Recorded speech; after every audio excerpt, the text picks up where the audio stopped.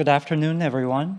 We will now begin Session 4, a special session collaborated with the Ministry of Land, Infrastructure, and Transport of the Republic of Korea. The topic of the session is Promoting Human and Material Resource Exchanges through East Asia Railway Network. Please welcome Professor Kim Yoo-eun, Dean of Graduate School of International Studies, Hanyang University, who is the moderator of the session. Professor Kim, the floor is yours. 예, 안녕하십니까? Good afternoon, ladies and gentlemen. 이번 세션의 사회를 맡게 I'm 된 the moderator of this session. As introduced, I'm Dean of the Graduate School of International Studies of Hanyang University. We will now begin the fourth session of Northeast Asia Peace and Cooperation Forum 2021. The theme of this session is Promoting Human and Material Resource Exchanges through East Asia Railway Network. 오늘 토론은 유튜브를 통해서 This session is being streamed live on YouTube, and we understand that many of you are joining us online. We will now begin the session, and I would like to introduce the presenter and speakers of this session. To my left is the presenter of this session, Dr. Park Jung-jun. Dr. Park Jung-jun is with the Korea Railroad Research Institute. He is the head of the Northern Railway Research Center of the KRRI, and he has been carrying out research on inter-Korean railways since he joined KRRI. He is working as an expert advisor to the Ministry of Unification, and Park leads the Northern Railway Research of KRRI and develops policies and core technologies for inter-Korean railway connection. Next, I would like to introduce our speakers. On the far right is Professor An Byung-min. He is the president of the Korea Economic Cooperation Institute.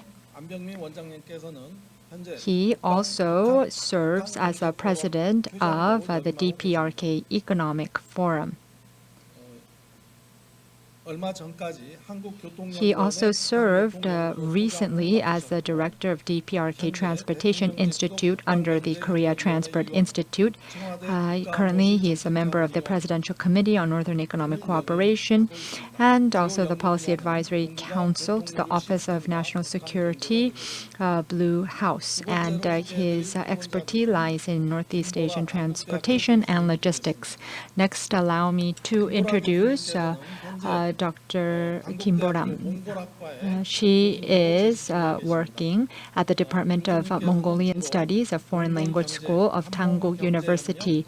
Her research focuses on Mongolian economy, Korea-Mongolia economic cooperation, and participation of Korea-Mongolia in regional economic cooperation. Mongolia serves as a key part in the building and implementation of the East Asia Railroad community, and that is why I believe we have invited her as an expert. The third speaker is Professor Gu-ho from Hanyang University. Professor Gu-ho is a professor of the Graduate School of International Studies of Hanyang University. He is also currently the director of the school's Asia-Pacific Research Center. He was awarded the Pushkin Medal from the Russian presidency, and currently he also serves as the standing commissioner of the National Unification Advisory Council, and he is a civilian member of the Presidential Committee on Northern Economic Cooperation. The fourth speaker is Dr. Huang De Jun from the Sejong Institute.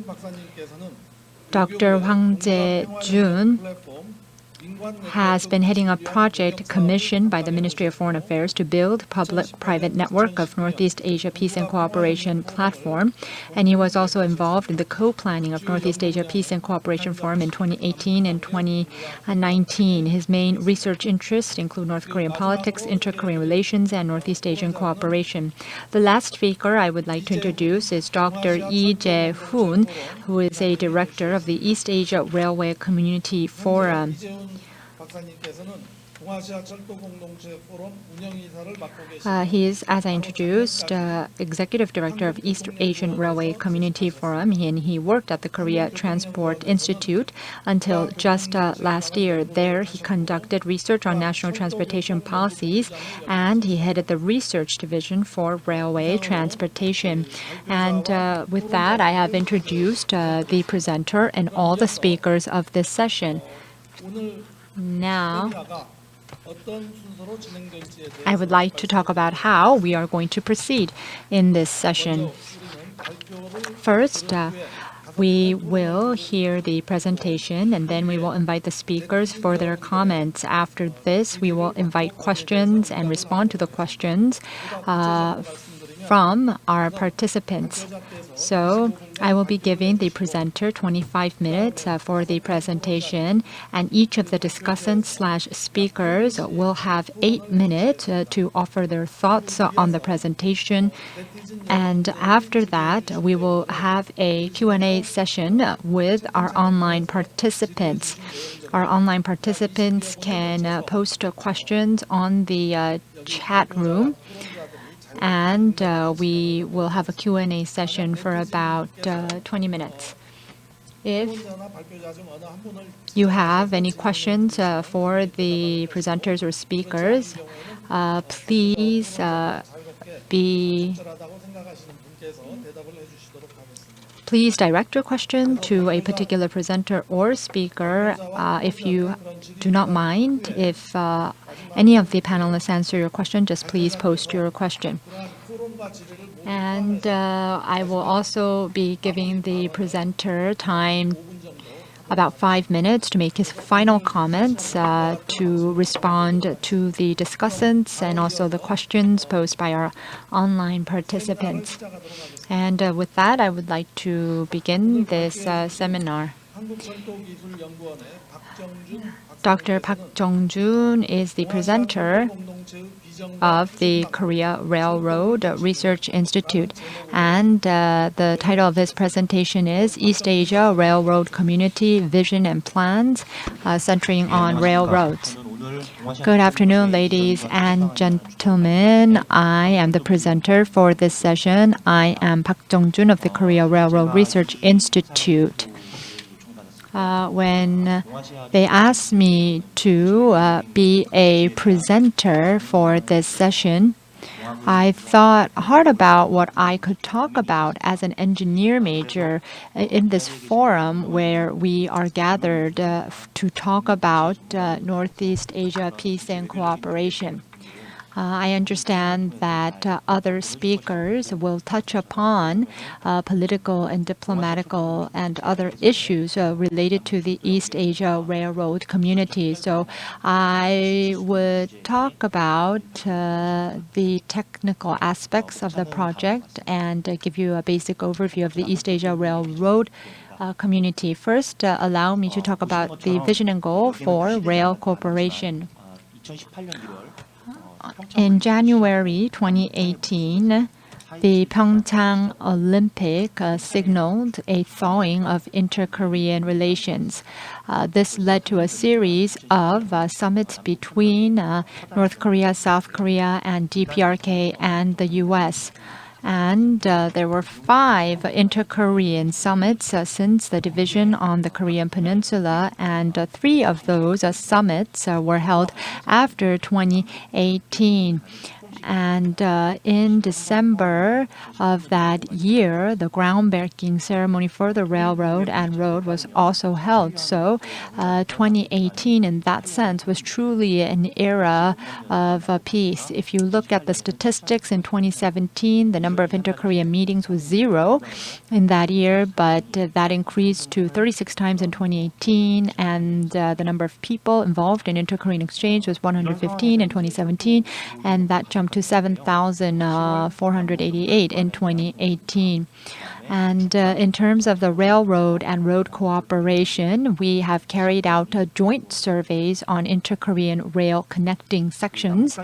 And The same has been done for roads as well, and we held a groundbreaking ceremony, as I mentioned earlier.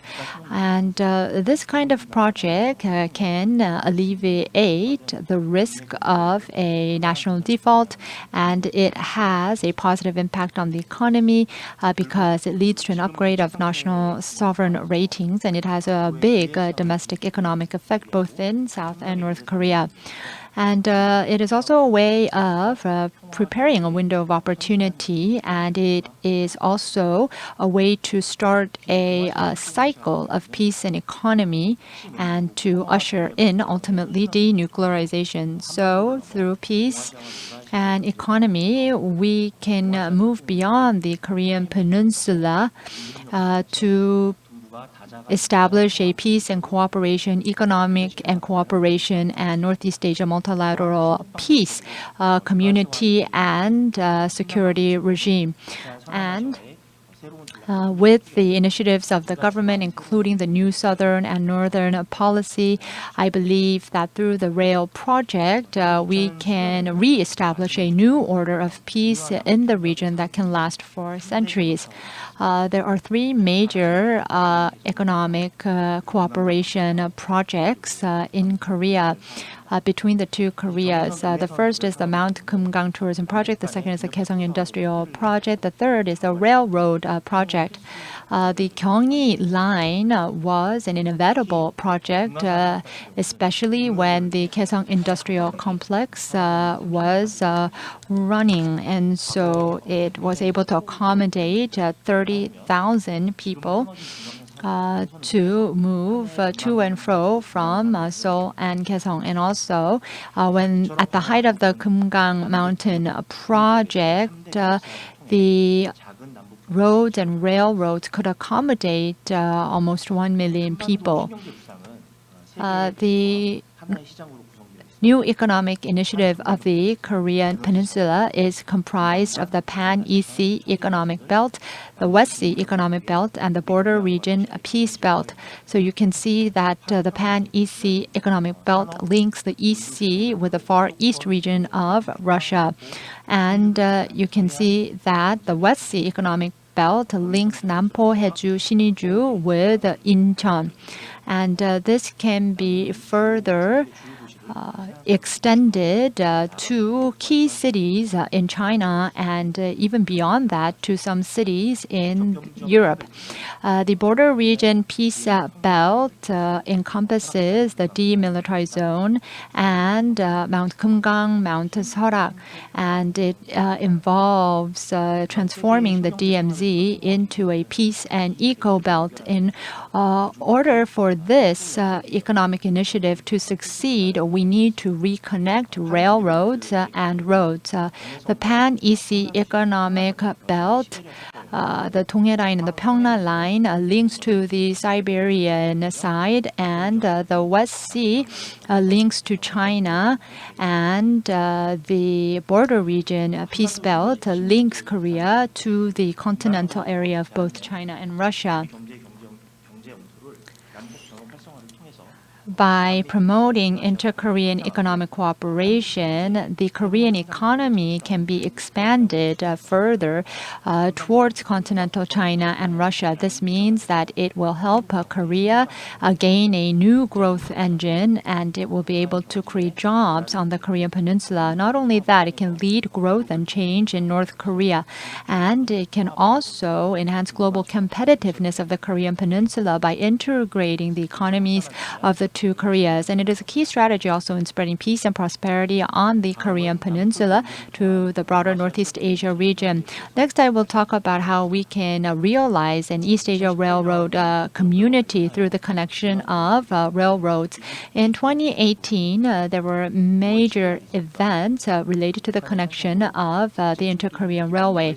In June 2018, South Korea acceded to the OSJD. The reason why this is an important event is because The interconnected railway will pass through North Korea, Russia, China, and European countries, and most of these countries are part of OSJT. And also, if we were to use the railroad for freight transportation, we will have to follow treaties and contracts that have been made by the OSJD. So by becoming a member, automatically we benefit from the deals that have been made by the 28 member countries of the OSJD.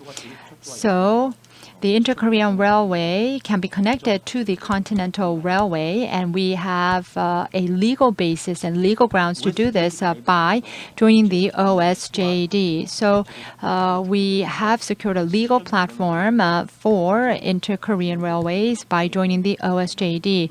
In order to implement this in reality, we need to operate the Inter-Korean Railroad. So we looked at ways we can actually do this within the sanctions framework. So we carried out a detailed survey for interoperability and modernization. We have conducted detailed survey on structures on certain sections of the Gyeonggi Line, and we need to do more. And improvements on the Sachon River Bridge in the DMZ must be made to secure safety, and this bridge can also be utilized in case of other projects as well. The railroad that is connected is the Gyeonggi Line, but the Gyeongwon Line and the EC Northern Line needs to be connected as well. The Gyeonggi Line itself can be linked to an international railroad, and we can use it as a freight railway. And we are taking a phased approach to the modernization and connection of the Inter-Korean Railroad. And in the first phase, I would like to propose that we pursue cooperation with China and Russia. We need to establish a basic plan to modernize the railroad, and there's a great possibility that this project can be made an exception of sanctions. So we should convince the North so that we can carry out detailed surveys and begin designing railroad connection. And because now we are a member of OSJD, we need to invite China and Russia as cooperative partners so that we can connect the Inter-Korean Railway. Before COVID-19, an international rail between China, Russia, and North Korea was in operation. The second phase is to pursue an exclusion from sanctions. And while we are carrying out the design and also the surveys, we need to carry out trial runs of the International Railroad and secure operation data. And by doing so, we can secure grounds for modernization. And as I mentioned earlier, we need to utilize the Sachon River Railroad Bridge, and that can be seen as an area where we can get a sanctions exemption first. And once the sanctions are lifted, we will be able to move on to the third phase. The North, or actually the East Asia Railroad Community is an initiative to establish multilateral peace and security regime by promoting economic exchange via rail among East Asian countries with the participation of the two Koreas, China, Russia, Mongolia, Japan, and the U.S. And we need the cooperation of the OSG. The future scholars say that in the 21st century, we will see a competition not between states, but between networks. So the Iron Silk Road, if it is connected solidly, then in terms of transportation costs and time, it will be able to promote cooperation on the continental scale, not just on the Korean peninsula. Now I would like to take a brief look here at the main train lines. You can see that we would be able to even connect the U.S. as well with a Pan-Pacific belt as well.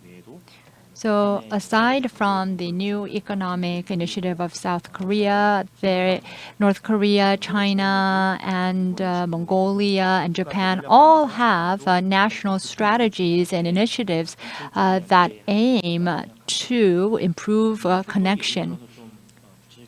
Let me give you an example. A freight from Incheon goes to Dairen, and then from there it takes rail to Mongolia, and then it is being shipped to Russia. This is what is happening right now. And if we are to reconnect rails, we would be able to shorten the transportation route by 15 hours. There's a network by Russia that is being operated, and if connected to the Inter-Korean Railway, it could serve as a way to increase freight transportation, and that could ultimately boost the economy in this region. Next, I would like to talk about the potential of the TSR. Recently, I believe the cost for shipping by sea has increased greatly. Containers that go from China to Europe, if you look at the Baltic index and understand that it has increased by fivefold, and that is why TSR's potential is being or attracting greater attention. As you can see, the key clients of TSR is China. In 2010, Korea utilized this line more than China.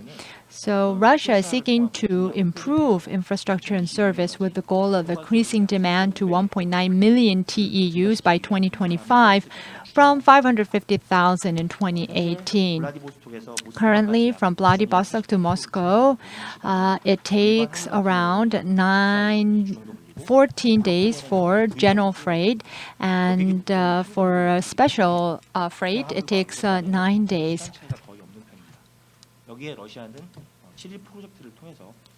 Russia is now pursuing a 7-day project, and so their goal is to connect or reduce the time from 9 days to 7 days.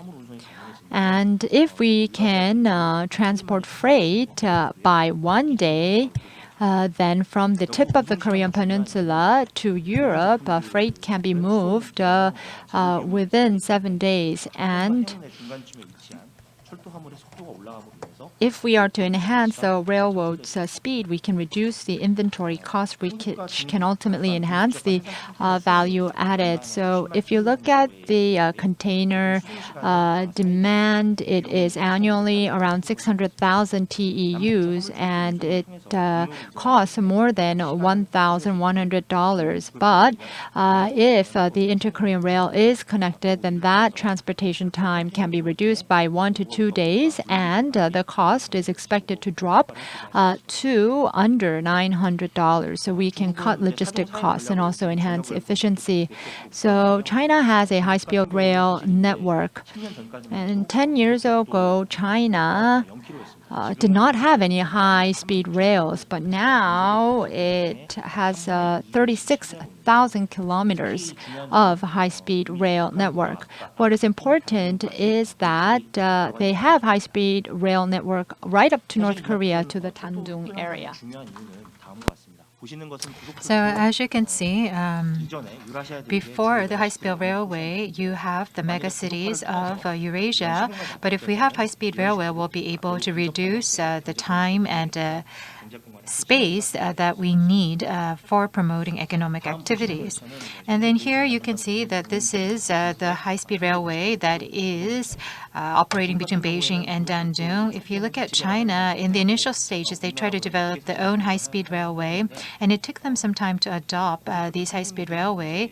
But as you can see, they have actually adopted technology from the advanced high-speed railway countries such as Germany and Japan and Korea, and they're developing their high-speed railway system and quickly developing it. Here you can see that we were inspired by the French DZB, and so this is the KTX Sancham. The maximum speed is 300 km per hour, and then this is the next generation. It's called KTX EM 32370 series. So 32370 implies a max speed, and for EMU series, it uses our technology that we developed, HEMU 430X, and for EM. We have already produced it, and it is being used already. And for 320, it will be adopted in 2025, and 370 is being developed. And here you can see, of course, Elon Musk is talking about Hyperloop technology, and the max speed is 1,000 km per hour. So from Seoul to Busan, it would be 20 minutes. From Seoul to Beijing, it would take 1 hour and 20 minutes.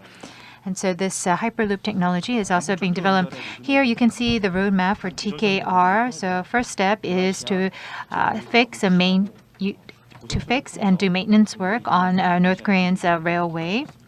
And then the second stage is to refurbish the North Korean railway. And then the third stage is to modernize it. So here you can see that we are able to create a one-day travel zone. And so you can see that from Seoul to Shenyang, it would take 2 hours and 40 minutes. From Seoul to Pyongyang, 50 minutes. And from Seoul to Beijing, it would take 5 hours and 10 minutes. So within a day, we will be able to travel throughout these different areas. And if you look at the population, you can see that Harbin, there's 10 million. In Shenyang, there's 8 million people.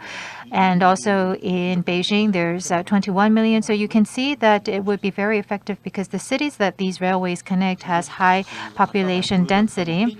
And I showed you KTX 300, which has a maximum speed of 300 km per hour.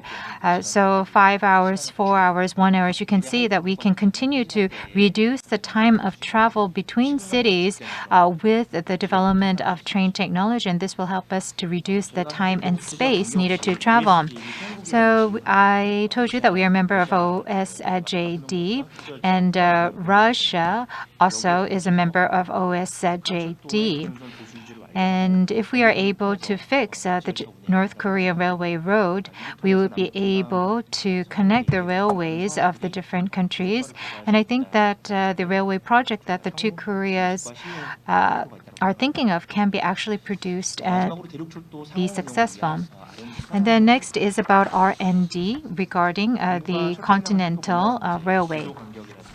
So what we're looking at is the rail interval, power, and also the signal system. But right now the systems are heterogeneous, so there is some barriers in terms of logistics and transportation. And the systems not only are heterogeneous, but they're also outdated. So we need to bring in standardization in terms of custom systems. And because of systems barrier, there are some gaps. For example, the rail interval. So here you can see the green is the standard, and the right is the lines. If you can see, the red represents a different standardization. So if you look at Korea, we have different standardizations in place. And also, in order to overcome this change in rail intervals, we have transit, we have exchange bogie, and we also can use the variable gauge bogie. And if you look at transit and also the exchange bogie, that's something that we are using. But if we want to overcome these technological barriers, you can use the variable gauge device. And so at our institution is developing these type of technologies and developing the next generation technology. And then here you can see the variable gauge bogie that we are developing at KRRI. It was developed, and you can see this is a picture of 1.0 variable gauge bogie. And in order to test these facilities in Chungbok Osong, we created this test site, and we are actually implementing the necessary facilities there to carry out the test. And I'm going to show you a video that shows you how we carry out this test. So as you can see the wheels expanding and shrinking, and we're we're testing is testing the wheel set. So for 500 different tests are carried out to test these wheel sets. And then here you can see the train car is moving through the conversion site. And so what you can see is the bogie shrinking and expanding as well. So if you could please turn on the video. So here you can see the full loaded car that is moving, and we are checking to see that the full loaded car is safely being operated. And so not only the variable gauge device, but we also need converters, and I'm going to show you a video in a little while, but what you'll find is that the types that we use and the ones that they use in Russia and China are different. So we're trying to create an interoperable coupler and also a brake system that can be used by different countries. So I'm going to show you a video. So on the left-hand side, what you can see is on the top, you can see is the device from other countries, and the bottom is from our country. And what we did was we test a collision. And then here you can see the variable coupler as well. You can see that the heads of the couplers are different, but we are trying to create an interoperable system. So if you could show us another video. So this is a freight car, and it is connected to a Russian freight car, and we are carrying out a test to drive the train cars. So you can see that this freight car can travel in Korea and then move on to the Russian railways.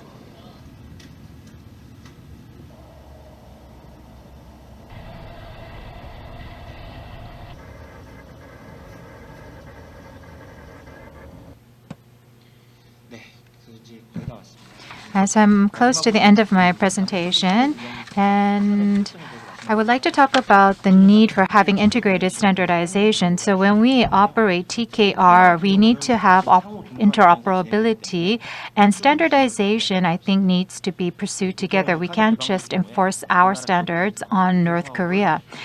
And some people think that South Korean companies can go to North Korea and do everything. But I think that once the borders are open and we can implement TKR, we would have to work with other countries, especially in terms of a signaling system. So signaling systems are like the signals that you find on the roads.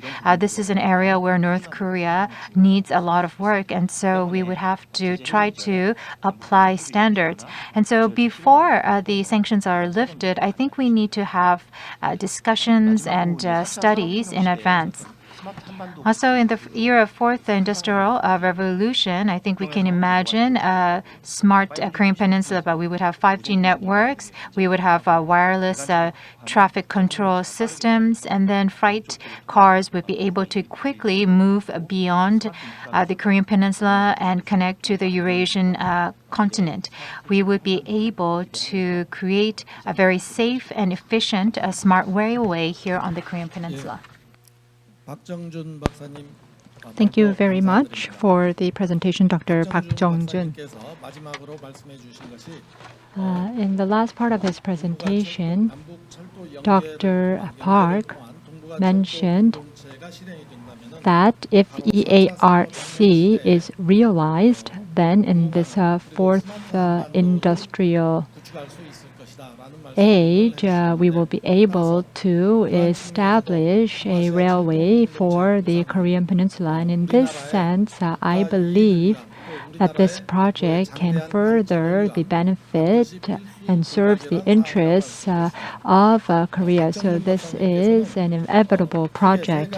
Dr. Park talked about the vision and goal of the cooperation project. He talked about how we can realize EARC by connecting the Inter-Korean Railroad. And then he talked about the current research and development that is ongoing related to the railroad project. He emphasized connecting the railroads between North and South Korea first. And he also talked about how this is needed for peace in the economy for the two Koreas on the Korean Peninsula. He also said that it impacts peace and security in Northeast Asia.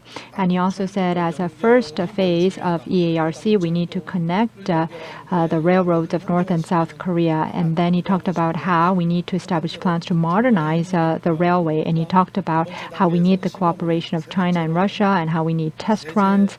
And he talked about also how we need to prepare for a time when sanctions will be lifted and when full economic cooperation between the two Koreas is possible. So he gave us an overview about the phased approach that is being taken related to the project. And he also talked about if once the TKR is established, how this can be connected to the Siberian Railway and how it can be linked to the Trans-China Railway as well.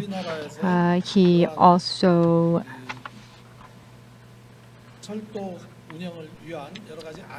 talked about or introduced some R&D projects that are ongoing. He also talked about how we are continuing to develop high-speed rail. And he also talked about developing a variable gauge device as well as the couplers and the brake systems. And then last of all, he talked about in order for interoperability and integration, we would need standardization. And the reason why we need this is when North Korea opens up its borders, if we can have standardization in place before that, it would help to accelerate cooperation between the two Koreas. So once again, we'd like to thank Dr. Park for his presentation, and we'll move on to the discussants. The first discussant is Professor An Byung-min, who is the president of the Korea Economic Cooperation Institute. So, Professor An, if you could please share us with your thoughts. I would An Byung-min from the Korea Economic Cooperation Institute, and I've actually done a lot of research with Dr. Park and worked with him, so I very much relate to what he is saying. So I don't have anything to say about his presentation. I think his presentation was very informative and succinctly gave us information. So in 2018, President Moon announced this railway project, and 3 years have passed. But if you look at the current status, there's not a lot of tangible results. So I think we have to look at the situation. And first of all, when we think about the East Asia Railroad community, I think we need to upgrade this concept. When we say community, it means that you have joint responsibility. There is a understanding, a common interest, and a common understanding. And so, I think first of all, what we need to do is adjust or address the conflict between the members of this community. But if you look at the East Asia Railway community for a long time, socially and politically, there have been differences, and I think we need some time before we are able to come to a middle ground and find similarities. And also there's economic communities, coal communities, so there's a lot of communities based on economic activities, and I think economic communities are probably the most easiest to establish and pursue, and that's what we find in the past. But there is I don't think there are any examples where we have a railway community. The only example I know is that in 1959 in Africa there was an attempt. Benin, Niger, they tried to create a railway community, and this was meeting the needs of countries in Africa who needed some sort of access. And so it was a community between African countries in the continent and also African countries who were on the coastal areas.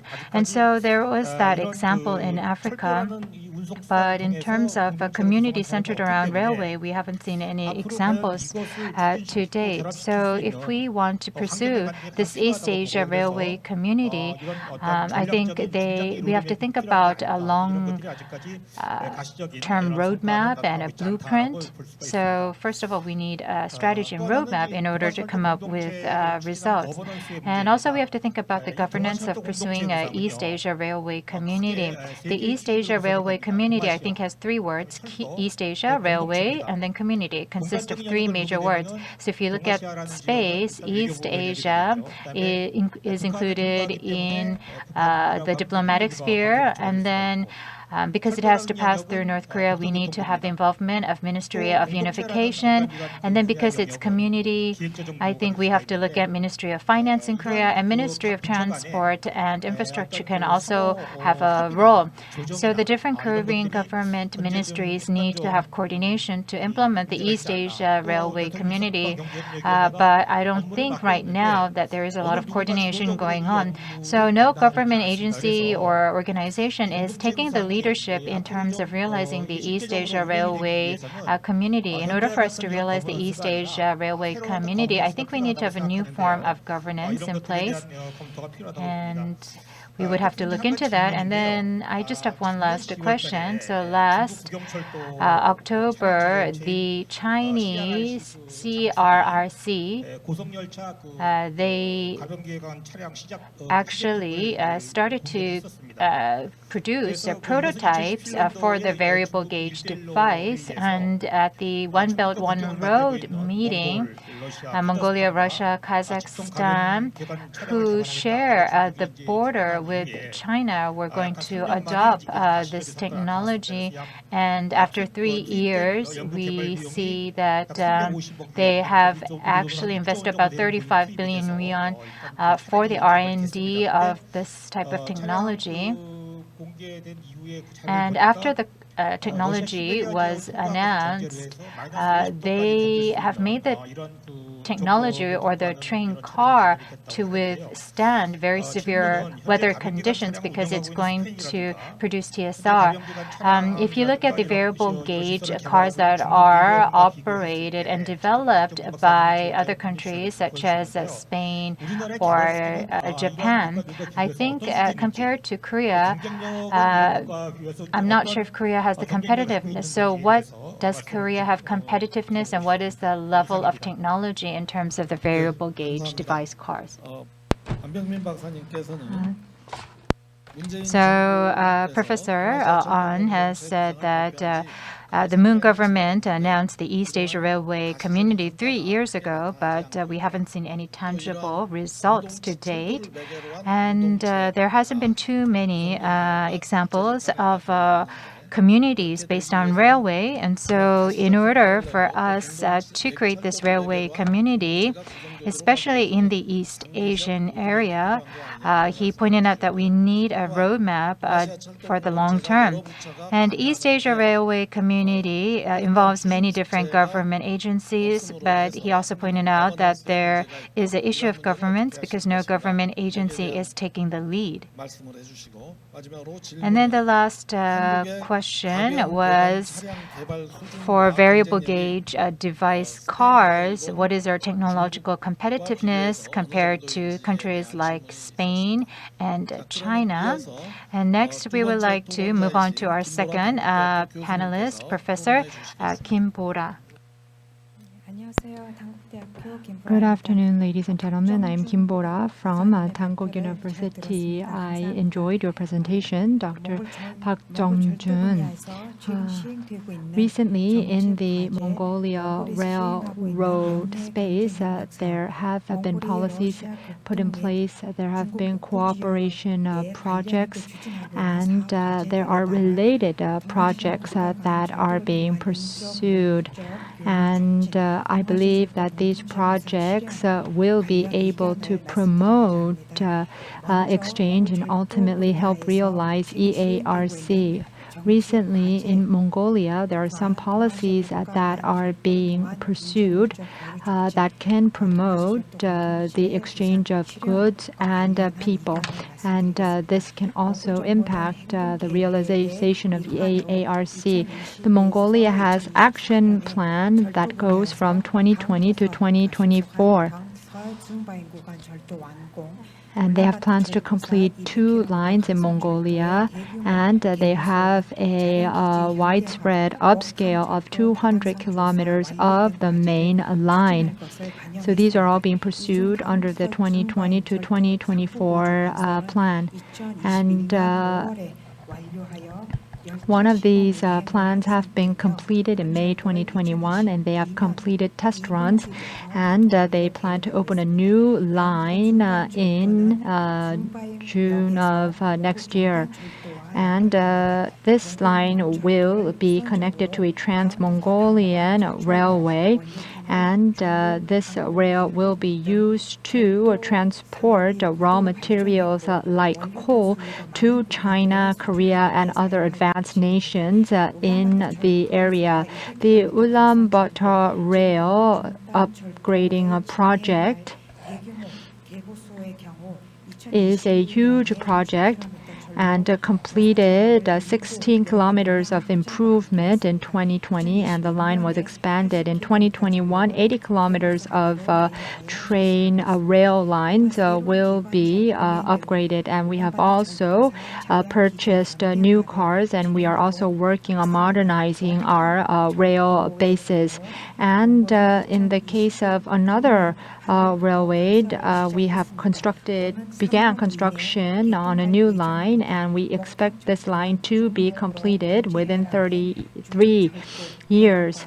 And this rail, it runs parallel with the TMR, and it will be linked to the TMR. And through this line, we will focus on exporting minerals. And these are some of the policies that are being pursued. And the goal is to promote exchange between goods and people in Northeast Asia. And these policies and projects will have an impact. And in building EARC, I believe that these policies will impact this goal as well. So in building EARC, we need to take into consideration these Mongolian lines. And now I will like to talk about some of the economic cooperation projects. Mongolia, since 2016, has pursued a project to build a corridor. In November 2020, we have held a working level meeting for the first time to build this corridor that connects China and Mongolia. And in this meeting, the parties talked about the key projects, and we agreed on carrying out a feasibility study and a feasibility study on the modernization of the rail. And we also completed a joint statement that can be signed later if a summit is held between China, Russia, and Mongolia. The China-Russia-Mongolia economic corridor will be connected to rail corridors in the 3 countries, and this can be connected to the TKR. And we believe that support and interest in the Mongolian China-Russia corridor and railway projects will ultimately help the realization of EARC. So this is going to be a very important piece to the EARC puzzle. And third, Mongolia is currently carrying out projects related to Far East Russia and northern China.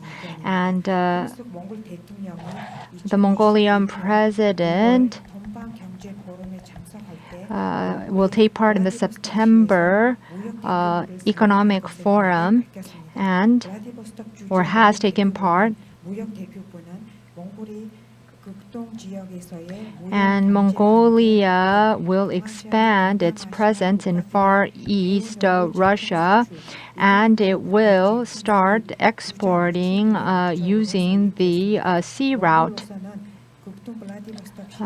Mongolia uses the Vladivostok River, and this line can be connected to the trail link, and the Mongolia Trade Commission that is active in Vladivostok is playing an active role. And in terms of northern China, Mongolia, since 2009, has been working in Tenjin, Tongja. We have been building a transportation logistics system there. Recently in June, China, Mongolia, companies have been registered in several Chinese towns, and so they are ready for operation. These logistics and transportation hubs will be linked to the railway system, and this can lead to more freight and also imports and exports. And Mongolian agricultural products and other products will be able to be shipped more smoothly. And if you look at Far East Russia and Northern China, these projects in these areas have made progress. With that, I would like to conclude my comment. 예, 김보라 교수님 감사드립니다. So thank you very much, Professor Kim. 몽골 분이신가요? Are you Mongolian by any chance? Yes, 예, but I'm a naturalized 그래서 Korean now. 아까 발표해 주신 대로 As she mentioned, she talked in detail about some of the projects and policies that are being pursued in Mongolia. 교수님께서는 Professor Kim, I think, highlighted three main points. First is she talked about the current status and future direction of railways, and she talked about the TMR and how this can contribute to the building of EARC. Second, she talked about the China, Russia, Mongolia economic corridor that is being built, and she talked about how the rail project being a priority in this project. And she also talked about 러시아 국동과 또 중국 how Mongolia is pursuing projects and economic cooperation projects in Far East Russia and also northeastern China. And they have a trade representative in Vladivostok. 지역과 중국 북부 지역과의 경제 협력이 And she mentioned how economic cooperation with Far East Russia and northeastern China will promote the exchange of human and goods, and how this can contribute to the building of EARC. Now, I would like to invite from Hanyang University Professor Gu Ho for his comments. 예, 2018년 8월 So in 2018, President Moon announced his plans or proposal for the East Asia Railway community, and 3 years have passed. I think this proposal for the East Asia Railway commitment is at the heart of Moon Jae-in government's Look North policy or New North policy. So I think it's a very important initiative. So Professor An talked about how that there has been an example of a community created around railway. But forget East Asia. I think just within our area, it's hard to create a community because there are historical issues, political issues. So when we try to think about forming a community, I think we have to look beyond the railway. If you look at Europe's case, they actually saw economic communities being created through cooperation in the areas such as railway. And so I think that railway initiatives or these transport initiatives can help to enhance cooperation among countries. So if you look at history, railway networks has great impact in terms of tourism, industrial development. All of this, I think, is possible through the development of railways. So railway infrastructure cooperation, I think, is very meaningful, and it will help us to foster cooperation. And one other thing is that in terms of railway cooperation, there's a lot of support from the countries of this region. China, Russian, they are also trying to look at connecting the railways and ports. And as Professor Kim mentioned, if you look at Tavan, Togo, they are developing resources. And for the Arctic route, Peter-Pavlovsk, Kamchatka port, all of these ports, they need to be connected to the railway to have meaning. Especially in China, the One Belt, One Road initiative, if you want to connect that to Korea, I think that it would have to be connected to TKR. And not only Eurasian Land Bridge, but within our region, we need to pursue this project to promote trade and cooperation. When we do feasibility studies, if you look at DPI index, government provides 50% subsidy. If it actually exceeds the targets that we have set in Korea in terms of the ROI. And the GDP, extra GDP created, a lot of the social benefits that can be derived from this project could benefit participating countries. So there would be much to benefit from these initiatives. But as mentioned, for the past 3 years, there hasn't been any tangible results. I do understand that. But we have to remember that there's a COVID pandemic. And right now, the Ministry of Land, Transport, and Infrastructure in Korea right now is focused on the real estate market and its developments here in Korea. So I think regardless of where the government is at in terms of its term, we should consistently support this initiative and project. And then funding is also a key issue. North Korea is not part of IMF. So even if we begin this initiative, it would be very hard to get concessional loans for North Korea.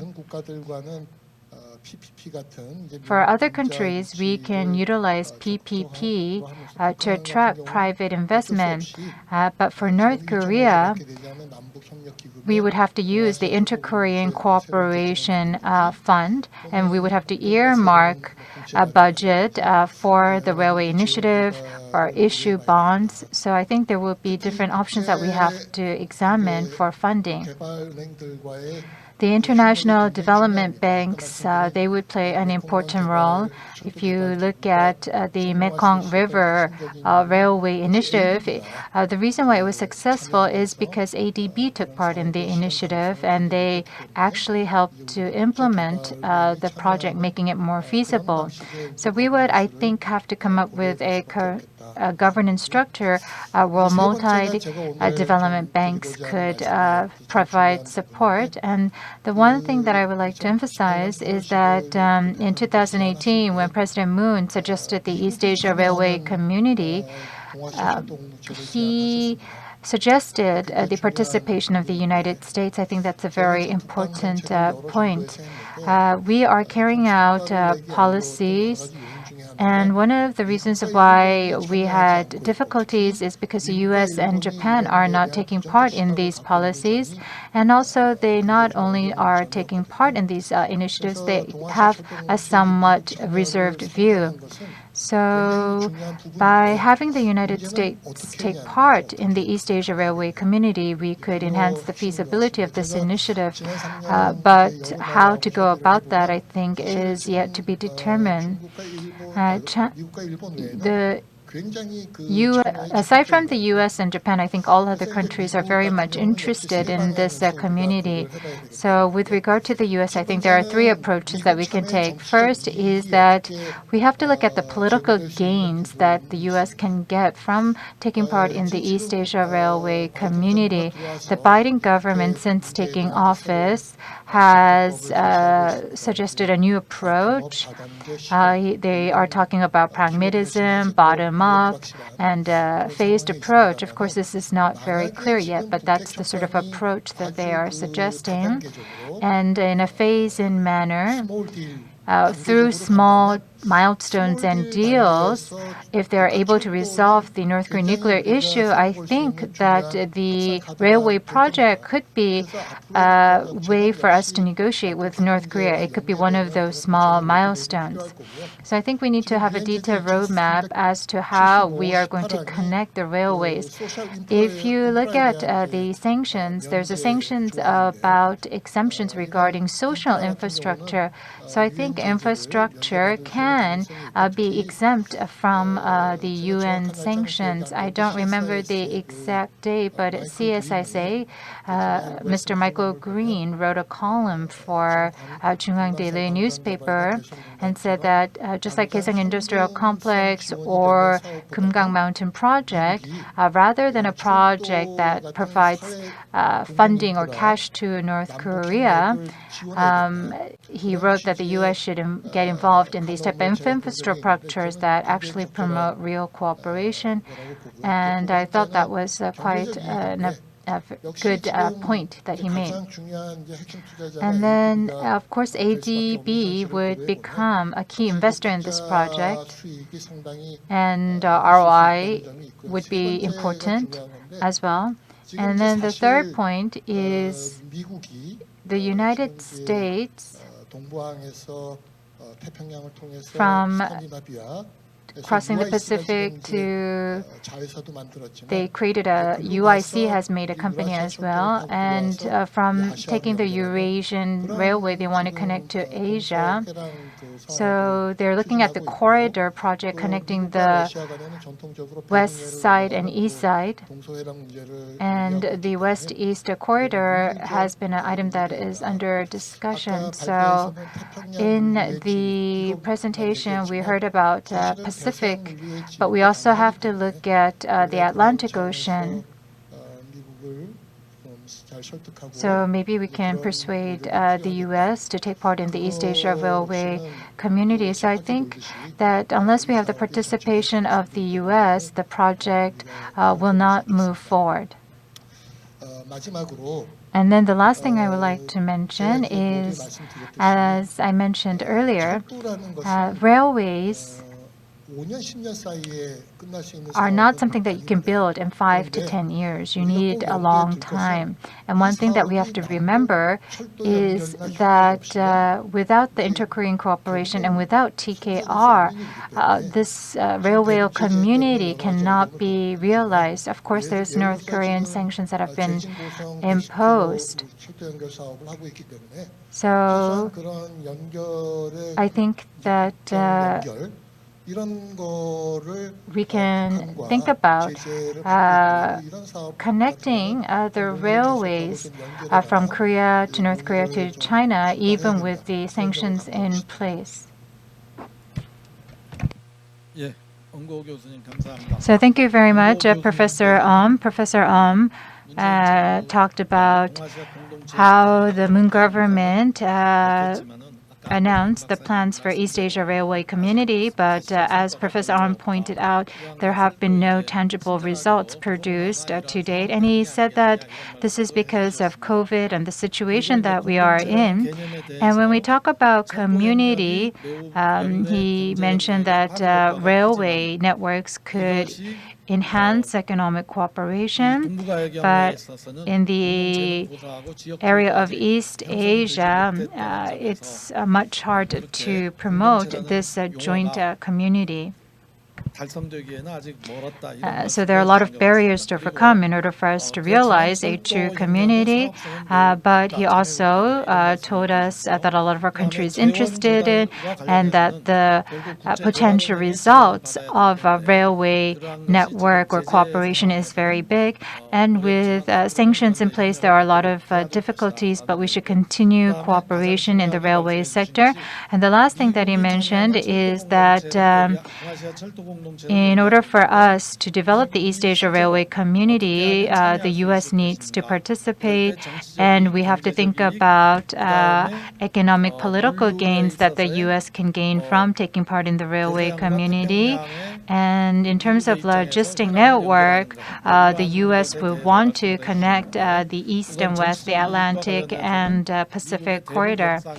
Also, in terms of denuclearization negotiations, Professor Ahn mentioned that railway projects could provide to be small milestones, and that rather than providing cash to North Korea, this type of railway project would actually work better to enhance cooperation between North Korea and its neighboring countries, and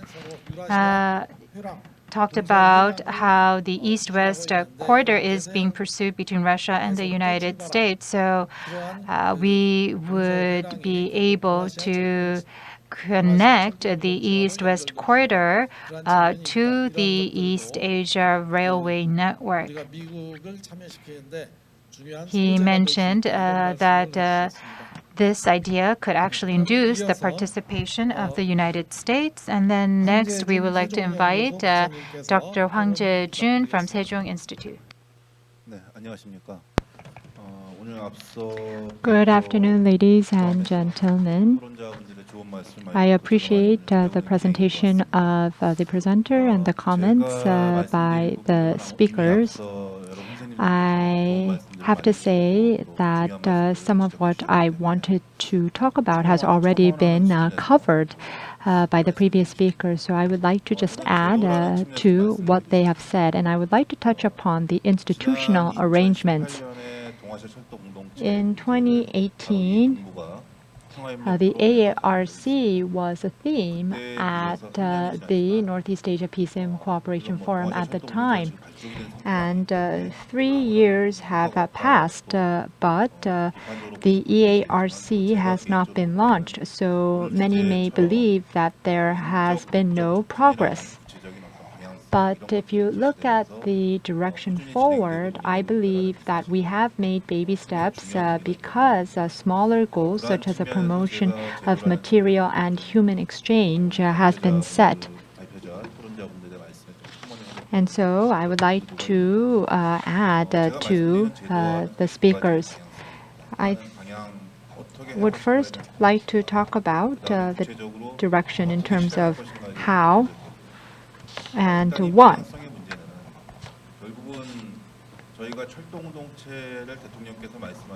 President Moon Jae-in announced the EARC, and we sought countries that can cooperate with us. And discussions have been ongoing on how each of these countries can contribute and collaborate. And the cooperation itself is incomplete yet.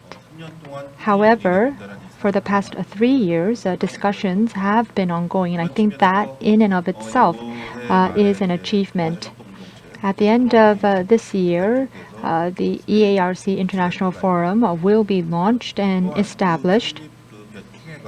And when the International Forum is held, and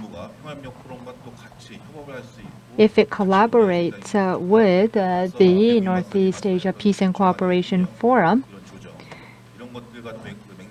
then it can promote cooperation and collaboration between the relevant ministries as well. So domestically, I think we need to promote interministerial cooperation, and outside, we need to continue to search how other countries can collaborate, and that is why we need institutions and systems. this year, at the end of this year, an international forum will be held, as I mentioned earlier, and through this process, we need to be able to identify the different stakeholders, such as experts, business people, and government officials. We need their cooperation and their participation in the dialogue and discussion. And this will help us secure the sustainability of this project. And in this sense, forums like this prove a continued forum for dialogue, and it provides an opportunity to build networks among the stakeholders. So forums such as this is very important. And we have countries that are taking part in the EARC, but within those countries, we have different actors. And so we need to promote 1.5 track dialogue and cooperation as well. And this can be done through forums like this as well. And lastly, as I mentioned earlier, through international forums, the related countries will be able to form working groups. And through these groups, they will be able to take a look at the railroad project from a technical perspective, a political perspective, and they will be able to look at how this can really induce peace and prosperity. And so through these institutions,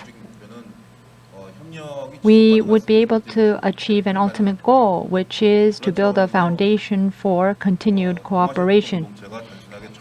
And so in that sense, the EARC project holds a greater potential that goes beyond simply reconnecting railroads. We will be able to build a structure for cooperation for experts and other stakeholders. What I want to emphasize is that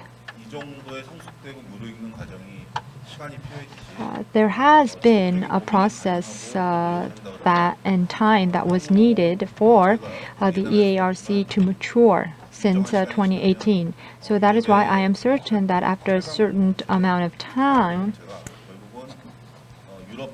just as the European Economic Community transformed into the European Union, the EARC could go beyond rail and serve as a center for cooperation in Northeast Asia.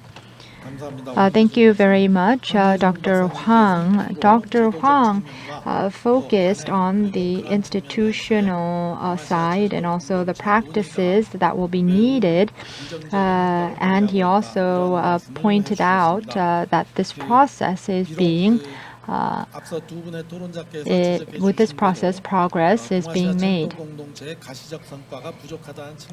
Speakers have pointed out that there are not enough tangible results regarding EARC, but Dr. Huang pointed out that continued dialogue to promote exchange and also the changing awareness regarding the project is an achievement of itself. And he talked about how we can start with the low-hanging fruits and that later on this can lead to bigger achievements and bigger results.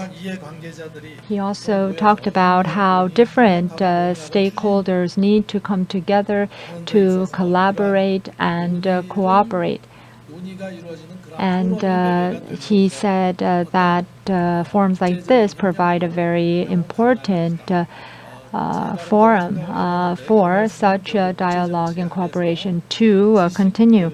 I think in international politics, there is an emphasis on stakeholders working toward a common goal and common direction, and it is referred to as an intellectual community. And these forums serve as an opportunity to build intellectual communities. He also talked about how EARC could trigger working groups to discuss issues that go beyond rail to include economy economies and also security issues. 결론적으로 And in conclusion, he talked about how we need to continue on with discussions and how he believes after a certain time that these discussions will bear fruit and EARC will be able to transform into a regional mechanism much like the European Union. I'm not sure if I'm correct, but would you say I summarized your comments well? Then now I would like to invite the last speaker of this session, Dr. E Jay Hoon. You have the floor. Dr. E Jay Hoon is the director of the East Railway Community Forum. I, of course, agree with the presenter regarding what was in his presentation. And I also agree with what was said by the speakers before me. I would like to tackle this issue from a different perspective. I listened to the presentation, but there is still a sense of wanting, a sense that something is missing.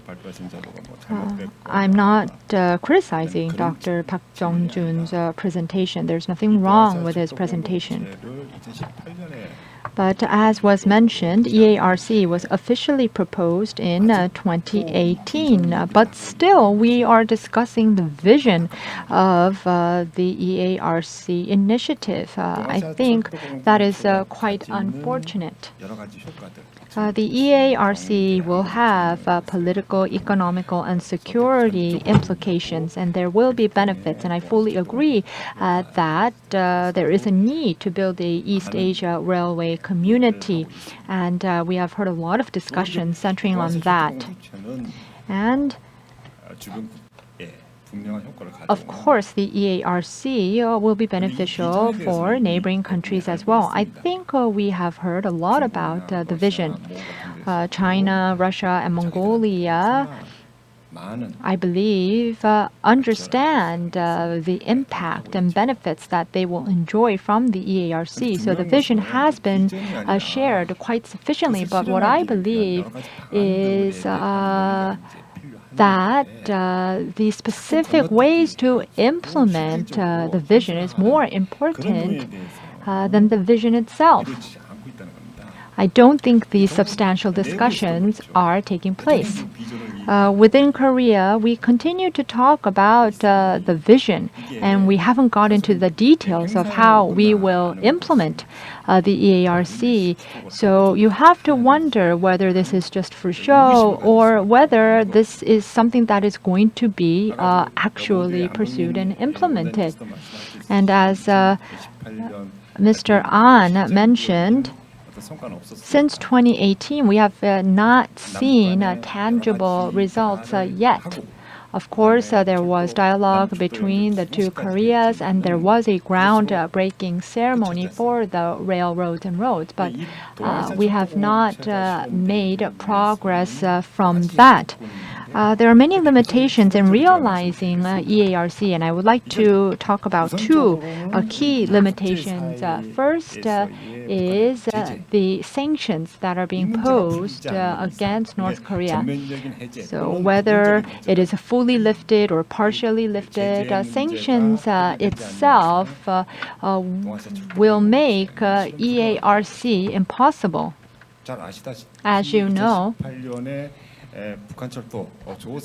in 2018, when we were conducting a survey in North Korea, Korea faced very strong opposition from the U.S. Of course, we did go on with the survey, but there was a strong opposition.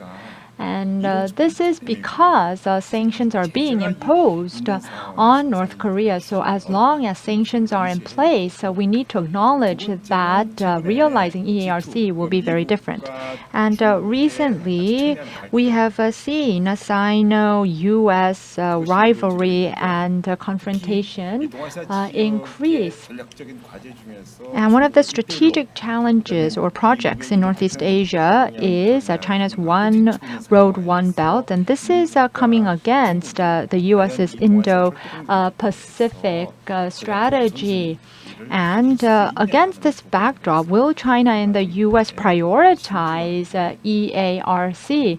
And we need to cautiously and carefully consider this. So these are two key limitations that are making EARC, the realization of EARC, difficult. So I believe that the vision is great, but in implementing this vision, we need a different strategy and we need a different process in place to actually realize this vision. As Professor mentioned, I believe that U.S.-Japan interest and U.S. participation is critical. So we have to discuss how we are going to get the U.S. to take part in this initiative. The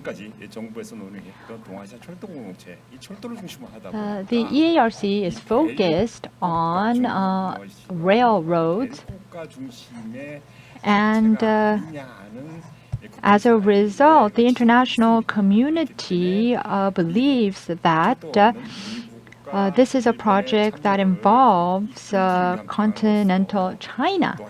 And the U.S. sees this project as something that is more close to China. So we need to be able to show that this East Asia Railroad community is actually encompassing maritime and road and rail and other elements. And so we need an incentive to engage the U.S.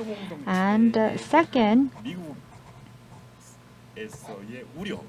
there are concerns regarding EARC on the part of the U.S., and we need to be able to alleviate those concerns. As I mentioned earlier, EARC can be seen, or the U.S. is concerned that EARC will be absorbed or be part of China's One Belt, One Road policy.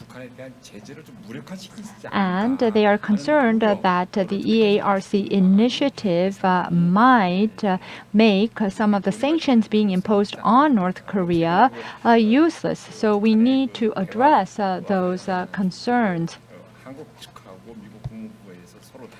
And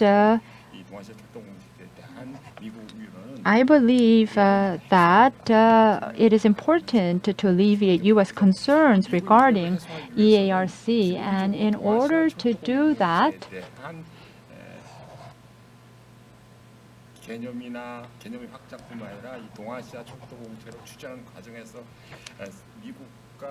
we need the participation and information sharing between the U.S. and South Korea. And the third point that I would like to make is related to the trial projects. These trial projects are being carried out by Russia, China, and Korean counterparts, and this is all good. But along with these trial projects, we need to think about trial projects that could invite the participation of U.S. companies. The U.S. does not have a strong railway system, and as a result, they are not interested in these trial projects. And however, if you look at U.S., they have advanced cold chain systems. So we could identify companies that produce cold chain cars and trains. And we would be able to come up with trial projects like this that can actively invite the participation of U.S. companies. Then at the very least, we would be able to attract the interest of the U.S. side, and we need to discuss these issues as well. And lastly,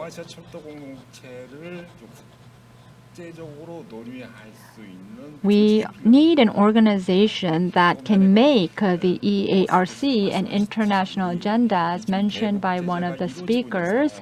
With North Korean sanctions in place, it is difficult to achieve tangible results. And based on this awareness, we need to come up with an international forum that encompasses EARC, ports, and logistics. And at this forum, we can discuss issues or areas of cooperation with the likes of U.S. And the project needs to be elevated as an international agenda through an international forum. And such international forum should not be a one-off event. Rather, it should continue on as a forum for discussion, at least until some sort of formal agreement is signed between the involved parties. And so EARC needs to be discussed in depth frequently among the international community. And creating a forum will do this, and a forum can create a framework for the Korean government to achieve this goal. Thank you very much. Thank you, Dr. Lee. Dr. Lee touched upon how it has been 3 years since the EARC has been officially announced, and he talked about how we need to move on from discussions related to the vision to how we are going to implement the EARC, and he talked about how sanctions need to be lifted and also how we are going to pursue this project amid Sino-U.S. competition. He also talked about how we need to take a look at whether this project can be a priority amid the strategic competition between China and the U.S. And he also made several comments related to the U.S. He talked about how we need to expand the concept of EARC to include ports and logistics so that we can invite the participation of the U.S. He also talked about how we have to think of ways to involve U.S. companies in trial projects as well. He also talked about how we need an international organization or a forum to continue to highlight the EARC, and he also highlighted how we need to include ports and logistics. Perhaps we can come up with a Northeast Asia transportation forum. So forums like this can help move the project along. So far we have heard from one presenter, and we have heard also from 5 speakers. And I gave our speakers enough time to offer their comments. And I understand that the speaker's comments complemented Dr. Park's presentation.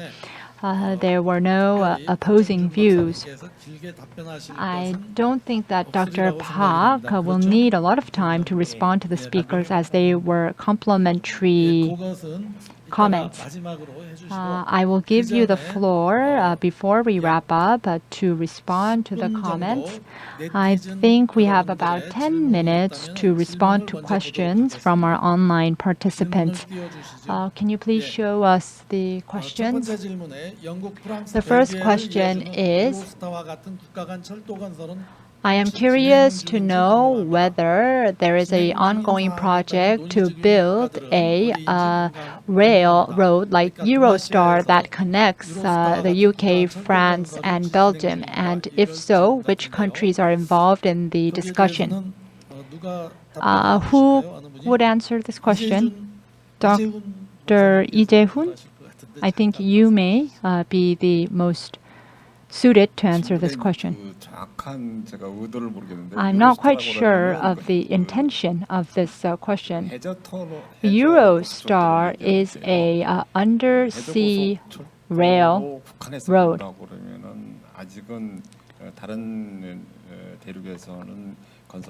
I understand there are no such projects in other parts of the world. If we are talking about an overseas railroad connection, I understand Russia and former Eastern European countries are looking at connecting their railways. And in Central Asia, there are several projects that are ongoing to connect several countries in that region. 동북아 철도 공동체는 북한의 협조가 The second question is that North Korean cooperation is key to EARC, but given the current stalemate between the relations between the two Koreas, is this possible? And if we are to modernize the railroads, would South Korea have to shoulder the burden, the cost? Thank you for that wonderful question. So North Korea, in terms of connecting the railway, I think they do understand the need and the impact of connecting the railways. Kim Il-sung, I think it was like 8 days before he passed away, he met another political leader from Belgium and said that there would be a lot of profit to gain from if the railways connected between the two Koreas. And he also pointed out that the North Korean railway system was outdated and inconvenient. And so I think North Korea understands the impact and benefits of the interconnected railway network, but I think the cost is the issue. In Korea, we need around 60 billion won to create 1 kilometers of high-speed railway, and we need to build 1,200 kilometers, and that would require 70 trillion won of investment. So I think that Korea does not have the economic capacity to cover all of the costs that goes into refurbishing and renovating North Korean railway system.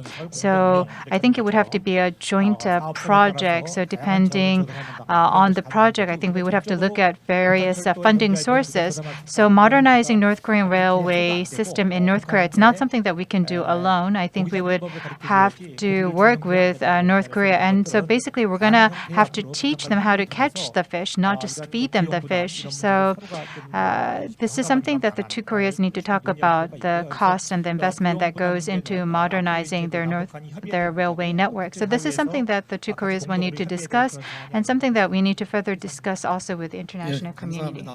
아까 비용 문제에 대해서는 With regards to the cost, Professor I believe, mentioned this in his comments. So, Professor I think what we need to consider is that we are not building the entire section. Most countries' important sections are already connected. Of course, there are new projects such as the Russia-Mongolian project and the Peninsula railway, but we are not constructing a railroad from scratch. We are linking operating railways together and modernizing these railways that are in operation. As Dr. An mentioned, depending on how we interpret the agreed terms, it could take 60 to 70 trillion won. But from the freight standard, if we were to connect the lines initially, if we are not building new lines, if we are to connect the existing lines, the initial cost would be around 3 to 4 trillion. And I think that is something that the South Korean budget can handle. But in the long term, if we are to modernize the passenger lines as well, of course, that would entail a large cost. around 30 to 50% of the Inter-Korean Cooperation Fund and private investment of around 20%, and we could also issue bonds to account for 30%. So these would be the three key financial resources. And then we could also invite the investment of international financial institutions. And of course, the proportions could change later on, but this would kind of be the idea of how we would be able to provide for the cost. The third question is, in the case of a Northeast Asia railroad, if relations with certain countries go awry or deteriorate, it seems that there is a possibility that the railroads could be easily severed. Do you have any backup plans for instances like this? I would like to invite Dr. Huang to answer this question. I think that was a very important question, and I think it's in line with what I just said during the discussion. I think this is why we need institutionalization. So the answer to your question is institutionalization. So in other words, of course, conflicts can rise between countries, crises can break out between countries. For example, just because we have sour relations between Korea and Japan, or because there's tension between Korea and China, we don't just stop everything. And so I think railway cooperation would be the same. We need to enhance interdependency of countries. So of course we need to have interdependency between countries, and as other speakers mentioned, I think railway can serve as a mechanism to enhance this interdependency. So in terms of providing backup, I think there are a lot of options we can look at. So you might say that my answer might be a bit abstract, but when we talk about institutionalization, if we can deepen and widen cooperation, I think we'll see that we can constructively proceed with these type of initiatives. Thank you very much. We will entertain two more questions before we wrap up. The fourth question is, the maritime transportation costs has increased and demand for rail transportation has increased exponentially. Is there a way to connect or speed up the construction of railroads? Dr. Bang? I don't think we can expedite the construction period so that we can conclude construction in 1 to 2 years. What we can do is divide the sections into smaller sections and investing a large amount of resources. And this, of course, would be more expensive, but that could be one way. And in the case of Korea, we have many steps before we can begin construction, such as environmental assessments and so on. But in North Korea and other countries, like in China, I believe that relatively speaking, they would be able to speed up the process. The last question is, since joining OSJD, has there been any other substantial progress, such as a signing of an MOU to connect the Northeast Asia Railroad to, for instance, Mongolia's TMGR? For this, I would like to invite Dr. Kim Bo-ra to respond. Since joining OSJD,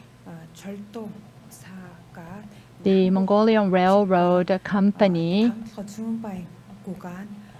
has talked with their Korean counterparts to cooperate in building signals for a line in Mongolia. And there is a lot of interest in 2 lines that connect to the TMGR.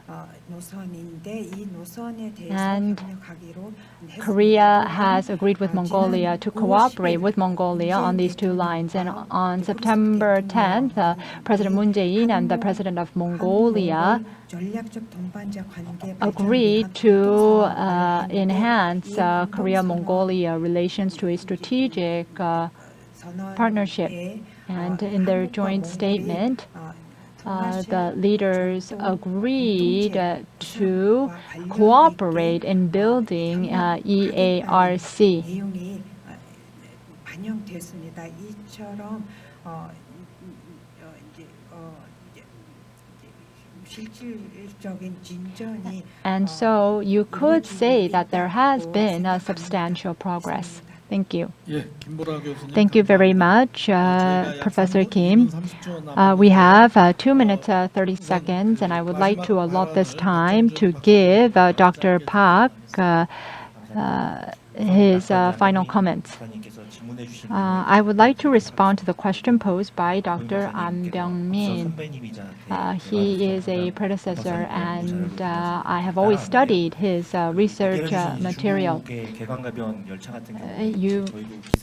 And in terms of variable gauge bogey, I think we are also trying to learn the specification behind the technology. I think what the point that we're trying to go forward is different. For Korea's case, we are investing 6 trillion won, and although the investment is size, we are looking more at freight cars. So freight cars need to be operated in a safe environment. Even if it's heavily loaded, it should be able to smoothly operate. So I think what we're trying to target is a little bit different. For Chinese case, they're looking at high-speed passenger cars, and they're using pressurized method. So I could say that their technology is a little bit more complicated, and their trains are a bit more expensive. But for us right now, we do have to work with North Korea, so we cannot directly connect to these other countries. So we do have the technology developed, but we can't fully utilize it. But China can connect to Russia and Kazakhstan directly. So they have been able to increase cooperation with other countries with the technology that they develop. So that's the difference between Korea and China. And also in terms of technological development, we are targeting different segments. We're targeting freight cars, and China is targeting high-speed passenger cars. So thank 예, you. 감사합니다. So thank you very much. And we talked about the EARC and also promoting people-to-people exchanges, as well as the exchange of material resources. We heard a presentation from Dr. Park, and then we heard the discussants, 5 discussants. So they covered challenges that we might face in pursuing EARC and how to overcome these challenges. They shared with us their insight and experiences. 이 논의에 지금까지 시청해 주신 I would like to once again thank our online viewers for their active participation as well. And with this, we are going to conclude the 4th session of the Northeast Asia Peace and Cooperation Forum 2021. Thank you very much. Thank you, Professor Kim. It is now time to close Northeast Asia Peace and Cooperation Forum 2021. Hope you had a great time virtually joining our panel discussions. I would like to express my gratitude for joining us here for 2 days. Also, for those who participated in the comment and question event, winners will be announced on October 14th via KNDA's official Facebook and Instagram account. Make sure to keep your eyes on our page not to miss the announcement. Once again, thank you for having time with us. Wish you all the best, and we hope to see you again. Thank you.